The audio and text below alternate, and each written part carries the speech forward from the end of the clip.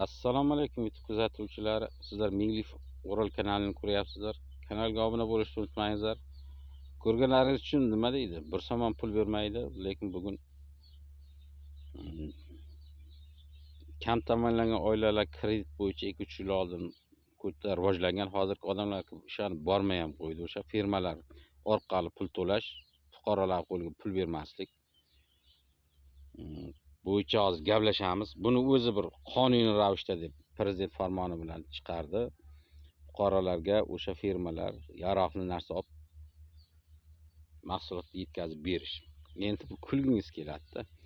Bitta tegish mashin 5 million so'm bo'lsa, bir kam ta'minlangan bechora oilaga 5 million so'm fuqaroning qo'liga pul bersa, bo'lsa 3 million yaxshi mashinda 3 million 800 ming, 3 million 700 ming misol mashin turibdi.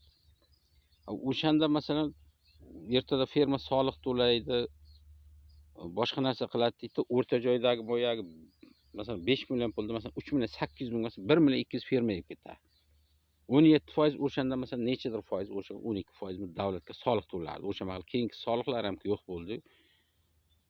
O'ylab ko'ringlar-da, u firma o'zi xalqqa nima kerak? Davlatga kerakmi? O'sha kambag'al bo'lsa u 5 millionga mashina olayotgan bo'lsa.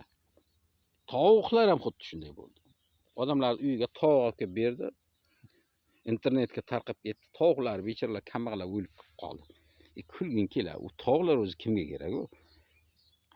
Davlatga kerakmi, xalqqa kerakmi? Xalqqa kerak bo'lsa, firmalar nima kerak?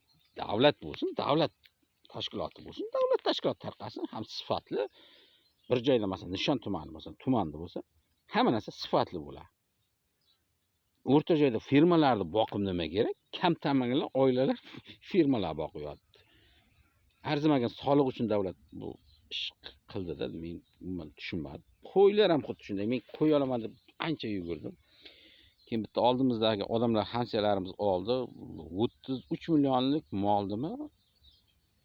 33 millionlik molni hisoblab, sireni bozorga chiqsa 20-22 millionga oladi. O'rta joyda bankrot bo'ldi. Qanday bankrot bo'ladi? Birak mol. Qozoqning ob-havosiga, tuprog'iga urgangan mol. Bu yerga kelgandan keyin yaramadi. Parniklar ham xuddi shunday ahvol. Birak temirlarni olib kelib joylashtirdi. Yaroqsiz ahvolga keldi, salafoni yirtildi, kambag'al boylarga pul topolmadi. Pul topsa uni topolmadi. Xullas kalam o'zi qaytib nima deydi?